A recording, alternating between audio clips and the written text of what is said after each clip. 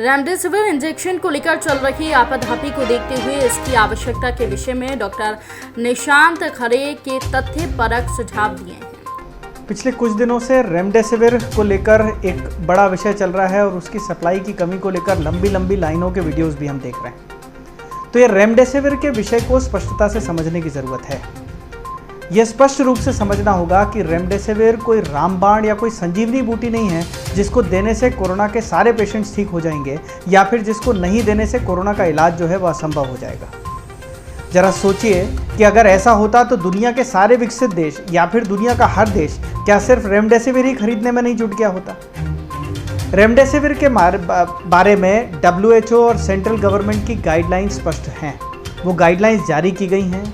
Remdesivir experimental रूप में corona के ट्रीटमेंट के लिए एक उपयोगी दवाई है, परंतु इसका सीमित उपयोग है और आवश्यक है कि इन्हीं गाइडलाइंस के तहत, इन्हीं गाइडलाइंस के अंतर्गत ही उसका उपयोग किया जाए। सेंट्रल गवर्नमेंट और WHO की गाइडलाइंस को सम्मिलित करते हुए एक इस प्रकार की गाइडलाइंस एक्सपर्ट ग्रुप द्वारा बनाकर जारी करने की कोशिश की जा रही है।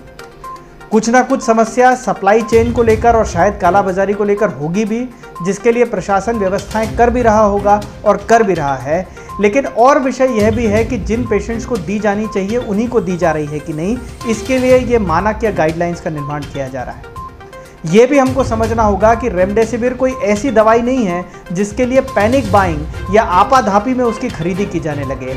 ये समझिए कि रेमडेसिविर के बिना कोरोना का इलाज नहीं होगा, ऐसा नहीं है। मेरे पड़ोस में किसी को रेमडेसिविर हो गया तो मैं अपने परिवार के लिए खरीद के रख लूँगा, इसकी ज़रूरत नहीं है। कोविड की डायग्नोसिस आज हुई है तो रेमडेसिविर लगेगा ही लगेगा, इसलिए बुलाकर रख लेना चाहिए, ऐसा भी नहीं है। रेमडेसिविर का एक सीमित उपयोग है, परंतु उस सीमित उपयोग को लेकर जितनी आपाधापी मची हुई है वह किसी के हित में नहीं।